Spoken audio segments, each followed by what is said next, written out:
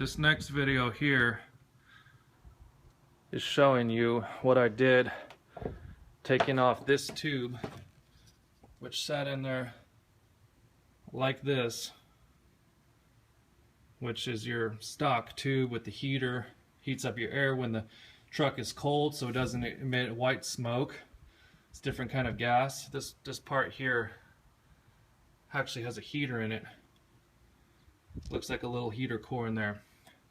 That's your main intake tube going into the motor. I took the EGR off. If you can see here, maybe not too well, but this truck only has 20,000 miles on it. And what this does is this pipe from the back of the exhaust manifold shoots all this soot and knocks exhaust and gases back into the intake. And these two ports is what connects it to the intake from the exhaust from the EGR. This is the EGR, and there's already soot building up around the edges. Just imagine if a big chunk of that broke off, went through your valves or into your intake, or whichever it went. But this is made for coolant. It cools down the gases and shoots it back through your intake, back through your motor, and your engine burns it up.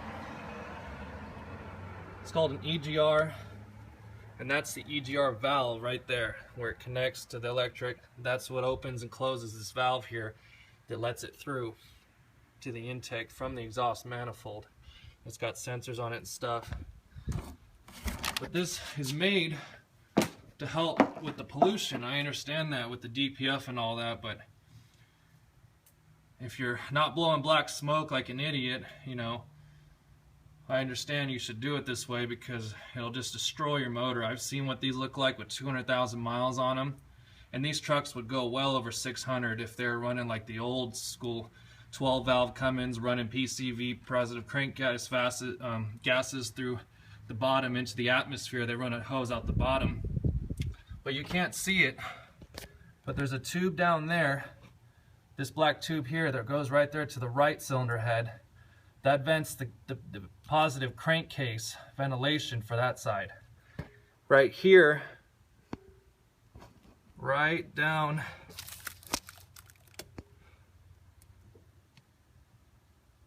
well, you can't see it, it's getting blurred, but right there, it mounts the,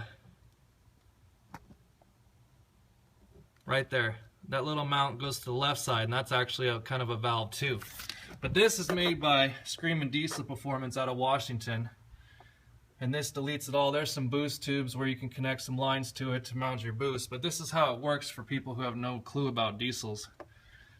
It starts over here, air goes through here, right here, into the turbo front housing where it creates the positive front boost, shoots it out this boost tube, which that's another boost tube pressure right there that was mounted before all this, or I would have it connected to the black tube you saw with the Duramax lettering, Dirty Max. This tube goes all the way down there, reroutes down into the intercooler. That tube right there.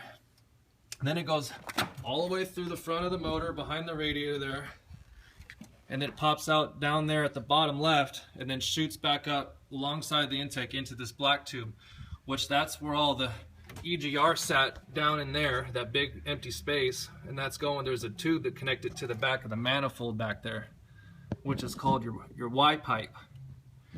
And then it would open and close, and this goes directly, all the pressure, this is why the turbo is there first, because the pressure goes down into this split tube right here that splits it that way into the cylinder head for 4, and that way into the cylinder head for 4. Underneath this splits into a Y, and then it shoots it in both directions for both sides of the motor.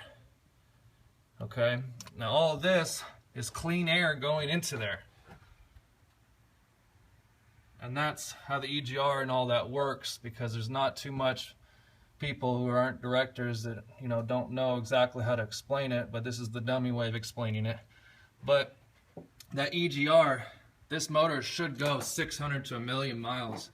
And when you're shooting this raw soot into your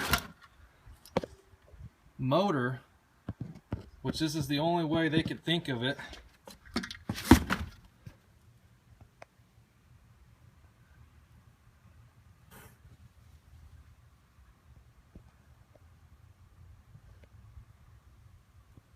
it's bad. So if you run a tube and all this motor will go forever. This is my baby. I have another one over there. It's all stock, probably not keeping it too long, but this is how you keep your engine running good, and this is why all this is necessary. To remove your DPF and all that, you're going to need some kind of delete tuner, which they already took off the market. The EPA is getting real strict on it because there's a lot of idiots on on YouTube blowing black smoke all over the place, just shooting shit in the air instead of worried about getting good mileage and a clean motor and keeping your value of your truck up and not having to rebuild it because you're just basically putting bad stuff into the top end of your motor. But I don't know, check it out.